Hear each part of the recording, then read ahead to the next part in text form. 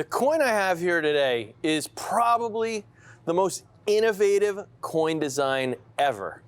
And these coins are pretty much never found in high grade like the examples I have here today. I was recently able to acquire a group of these coins out of the European bank hoard. And I've never seen these coins in a quantity like this. I mean, I've never seen more than maybe a couple of dozen of these at a time. And I don't expect to ever see a group like this again. This is like one of those Halley's Comet once in a lifetime moments here.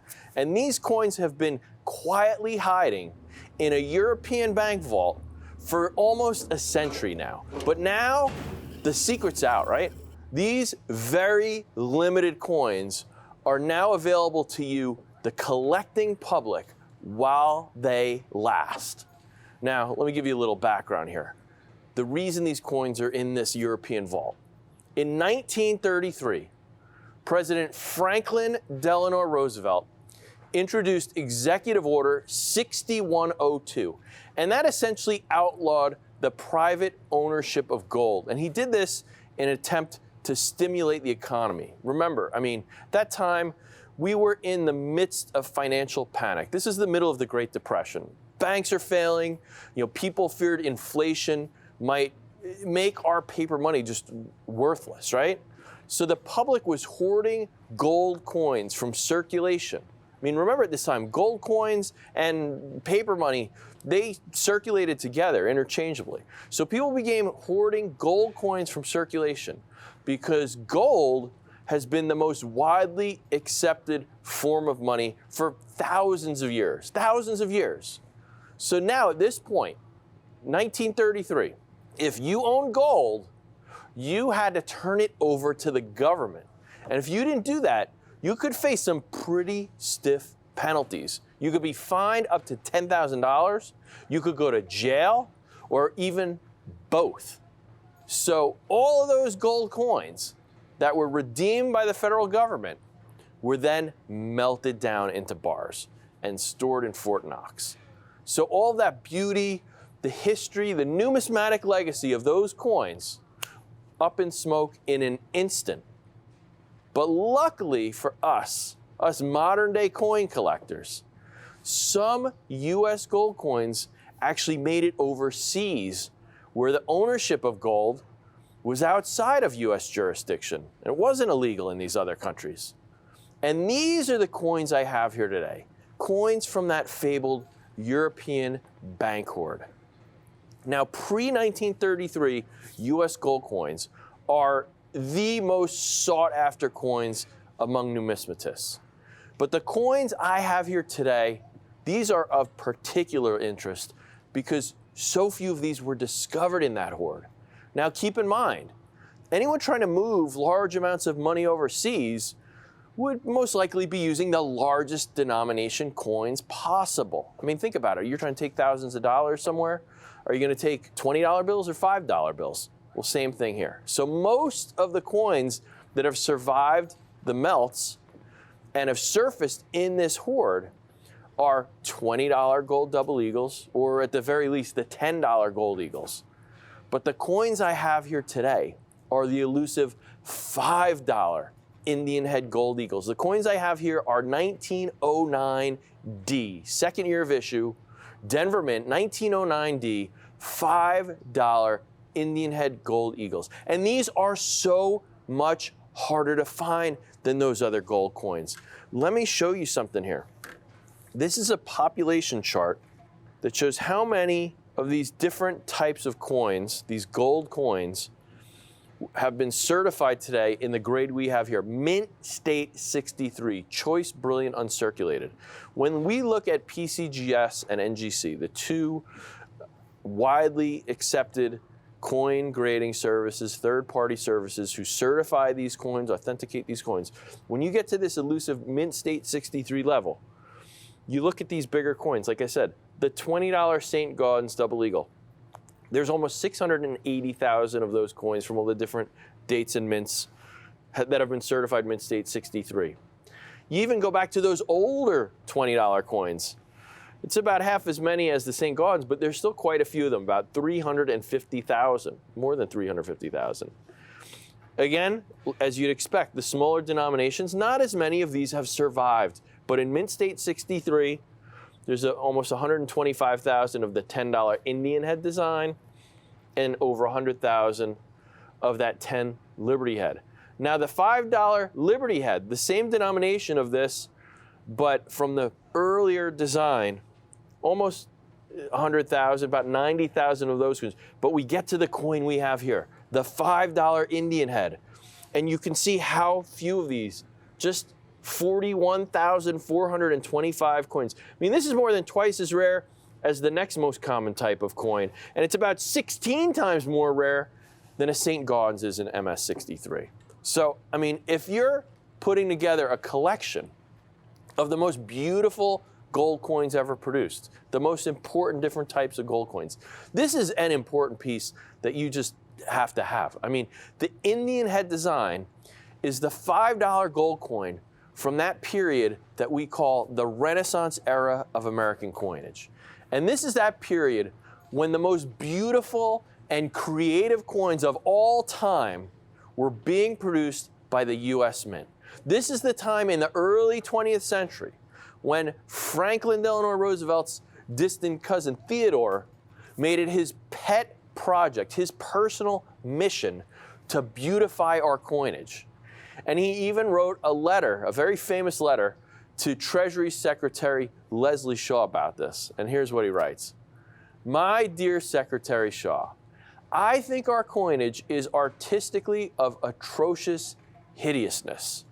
Would it be possible, without asking permission of Congress, to employ a man like St. Gaudens to give us a coinage that would have some beauty?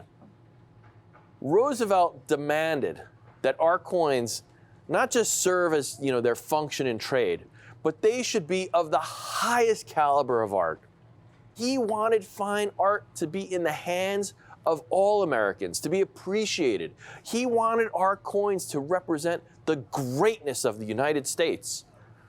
And Lyon Pratt, he created what is still probably the most innovative coin design of all time. I mean, Pratt's design, which is also used on the $2.50, the smaller quarter eagle, and this coin we have here today, the $5 gold half eagle. I mean, this was the first time that the image of a Native American was used on a coin. And it was also the only time that an in-Q, so recessed design, was used on a coin. And what that means is that's a design where the features of that coin are sunken into the surface of the coin instead of being in relief raised above the background fields of the coin. I mean, this was just a revolutionary coin. I mean, even by today's standards, modern mint standards today, this is still a revolutionary coin. These innovative coins were the workhorse of commerce. I mean, $5 back in the early 20th century, that was a day's pay at the time. And most of these coins actually saw pretty substantial use in day-to-day transactions. I mean, those larger coins, the $10 coins, the $20 coins, they were used in bank-to-bank transactions. But it was the smaller $5 coin that was used by everyday people. But, this revolutionary design, it actually also had some unintended consequences. Since that design was sunken into the coin, essentially all of those fields surrounding the Indian became the highest point on the coin. And that high point is always prone to marks and scuffs and things. And then additionally, those recessed crevices of that design were susceptible to, grime and dirt and things like that. So circulated coins, they don't look so great. Here's an example that's maybe in very fine condition, a typical circulated coin. And obviously the design is still just a fantastic design, but you can see it's kind of flat and dull. It's a little dark, not so hot. Here's another example that really demonstrates what I talk about, how those deep recesses and crevices sometimes can be prone to fill with debris and dirt and things, as you see here.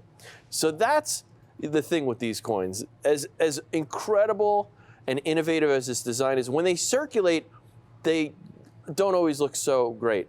But the coins I have here, when you're able to find an uncirculated example, I mean, when you find one like that, these coins are breathtaking. I mean, just look at this. I mean, that's what we have here today. These are choice mint state examples of one of the most innovative coins ever produced. The creme de la creme from a period of time already known for being the pinnacle of numismatic art. I mean, these are the pinnacle of the pinnacle. And these coins aren't just brilliant uncirculated or mint state. I mean, these aren't just base level uncirculated. These coins are choice mint state. PCGS MS63. Just over 0.25% of all the $5 Indian head gold coins have been certified mint state 63. Just 0.29%. I mean, most of these coins were melted down in 1933. Most of the survivors, aren't that attractive because they were used. But the coins I have here today are phenomenal. I mean, just look. I mean, we have this stoic Native American chief. I mean, this is a uniquely American coin. You don't need to be able to read those inscriptions to know this is an American coin. The reverse, we have that solemn American bald eagle. It's actually the same design that was used on St. Gaudens's $10 Indian head gold eagle. But now you see it sunken into the surface of the coin. I mean, it's just marvelous. Here's a couple of examples I found. These are mint state 63, same grade we have here, same date we have, 1909, Denver Mint, mint state 63. Here's an example that's sold in auction. You see down at the bottom, this coin realized over $4,000, $4,140 that coin sold for. Here's a coin that's sold in auction, $3,760, over $3,700. Here's another one that's over $3,700, $3,737.50. You can see, I mean, these coins, when somebody sees an example they really want, they are willing to pay up. And you see people in the past have been willing to pay for a 1909D, mint state 63, apples to apples, exact same coins we have here. People have been willing to pay $3,000, $4,000. But today I have these coins for just $1,995, $1,995, less than $2,000, and we even have a 2-payment plan. We want to make sure everyone is able to add one of these coins to their collection. Right now, 2 payments, just $997.50 today. You make that first payment, 30 days, pay the second payment, $997.50. The coin is yours. We are happy to hold one of these coins in our vault for 30 days to make sure you're able to add one of these incredible coins to your collection. Theodore Roosevelt and Augustus St. Gaudens spearheaded this cause to beautify our coinage, but unfortunately St. Gaudens was in failing health and he actually didn't even live long enough to see the $20 and $10 coin that he designed go into circulation. So it only made sense, though, for these other coins to work with an artist who had an association with St. Gaudens, someone who was actually mentored by Augustus St. Gaudens, and someone who could really continue this mission the way that St. Gaudens and Roosevelt had envisioned. And that man was Lyon Pratt. Now, Pratt had studied at the Art Students League of New York, where St. Gaudens was an instructor of his, and later Pratt went and studied in Paris at the encouragement of St. Gaudens. Now, eventually Pratt became a professor of sculpture at the Boston Museum of Fine Arts. And that was actually based upon a recommendation of St. Gaudens as well. So these two artists were clearly kindred spirits. Besides, Roosevelt and St. Gaudens and Pratt, there's actually another really key player who's integral to the design of this revolutionary coin. And that man was Dr. William Sturgis Bigelow. Now, Bigelow was a trusted friend and a confidant of President Roosevelt. He was a Bostonian, and he was a physician by trade. But his true love was art, and in particular, Asian art. He built a massive collection of Japanese art, and he donated tens of thousands of pieces to the Boston Museum of Fine Arts. So he had this really working relationship with the Boston Museum of Fine Arts, where Pratt, was a professor. So this is where he became acquainted with Lyon Pratt. So it was actually Bigelow who came up with the novel idea of using this recessed design. And he also was aware of the need for coins to be able to stack properly, for the banking system. The bankers were complaining that these coins weren't stacking well. And this was a big issue at the time. This was in the news at that time period because of the stacking problems they had with St. Gaudens's original $20 coins. When he struck those high relief coins in the beginning of the series, they wouldn't stack at all. And this became a big issue that the bankers were complaining about. So Bigelow proposed the idea for this incuse sunken relief design, and Roosevelt loved this idea. Roosevelt thought it was great. I mean, when you see these coins in mint state, the way they were intended, I mean, these coins are glorious. The way the luster reflects off of those pronounced fields, it just frames that design so perfectly. To be able to add one of these historic pieces in mint state 63, a 1909D $5 Indian head in mint state 63 for less than $2,000, just $19.95. 2 payments of $997.50. To be able to add a coin like this is such a great opportunity for collectors. And besides this obviously radical concept with this sunken design, it's just an incredible work of art. Let's take a look for a second here at this artwork. I mean, this is the first time ever a Native American was featured on a coin. Now, you might say, Jack, we already had an Indian head cent. We already had the St. Gaudens $10 coin was an Indian head coin. But those names are misnomers. I mean, those coins weren't really Indian heads if you look at them. Both of those coins had a traditional classical bust of Lady Liberty that just happened to be given a Native American headdress to Americanize the design. But this coin we have here is clearly a Native American. Pratt was an avid collector of Native American artifacts. He used a photograph from his personal collection as inspiration for this coin. And the photorealism of Pratt's Indian head design, I mean, this was a first. This really set this coin apart from the classic stylized images of liberty that were gracing our coins up to this point. I mean, Pratt clearly paved the way for later artists like Victor David Brenner, his realistic image of Abraham Lincoln, or James Earl Fraser, that very realistic design on the Buffalo nickel. The realism of their work that came in those later years was really started with Pratt. And Pratt's work was clearly right in line with Roosevelt's vision. It just raised the bar for numismatic art. It was that refreshing change that Roosevelt was after. Just taking numismatic art to that next level. And keep in mind, not only is this coin among the greats artistically and historically, but this is a tough coin to find in any level of mint state, let alone a mint state 63. I mean, the example in the National Numismatic Collection is a mint state 63. I mean, that's literally our national treasures. That's the collection in the Smithsonian Institution.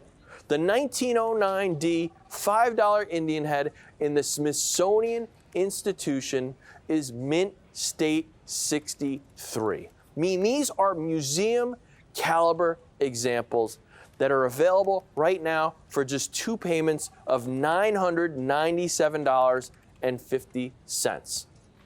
And remember, this coin is the $5 gold design from that Renaissance era of American numismatics. This is that period in the early 1900s of the most creative, the highest caliber numismatic art ever, the pinnacle of artistry in coinage. This was the design that Theodore Roosevelt selected to be among the coins that would raise the bar for American coinage from merely functional to the level of fine art. And remember, during this time period, there were only 4 different types of gold coins struck during this era. So you have that St. Gaudens $20 gold eagle, the $10 St. Gaudens Indian head gold eagle, which, like I said, technically it's not an Indian. We still call it that. We have this coin here, this $5 Indian head gold coin. And then there was a $2.50, which is called a quarter eagle, the smaller coin than this, which also used this same design. by Bella, Lyon, Pratt.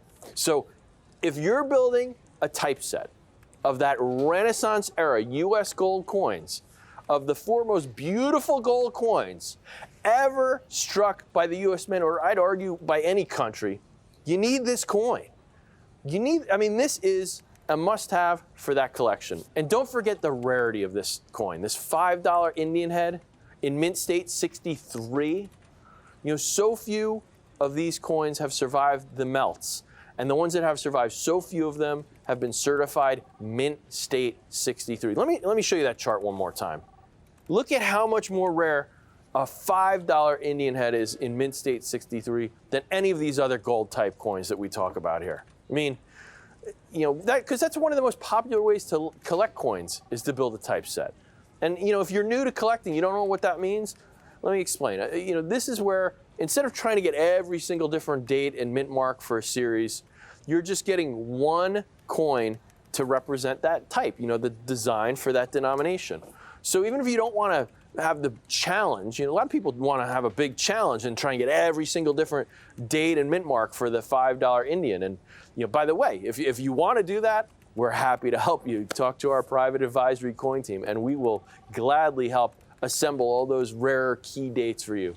But if you're just building a typeset, this is that perfect coin. The 1909D $5 Indian head gold half eagle in mint state 63 is the perfect example for a collection like that. So even if you aren't trying to build a comprehensive set of every different type of gold coin the US Mint ever struck, you just want to do this Renaissance era from the early 20th century, pinnacle of numismatic artwork, this is the perfect coin to represent the $5 Indian in that set. The $5 gold Indian it's got so much going for it. These 1909D coins, second year of issue, Denver Mint. This is such a spectacular coin. The history, the artistry, the innovation, the rarity, and to find these coins in mint state 63, it's just such a great opportunity. I was shocked. When my contact told me that he found several hundred mint state $5 Indian heads in the European bank hoard. Like I mentioned earlier, these coins, they're really prone to heavy marks. Most of these coins went into circulation. I said in the early 20th century, this was money. These circulated right next to a $5 bill. These coins were used to find these 1909D $5 gold Indian heads in mint state 63. That's a really big deal. And these coins are just spectacular when you see these coins in this grade. So please, take advantage of this opportunity. This is a television first, never before. Once these coins are gone, they're gone. This is it. This is the whole group. That's the end of it. And this is what I love about my job. I get to find coins. I get to find coins that most people don't even know exist. And then not only do I get to show them to you and talk about them, but I actually get to help collectors add them to their own collections. It's the best. I love it. So thank you so much for joining me. I really appreciate it. I'm Jack McNamara. Thanks for watching.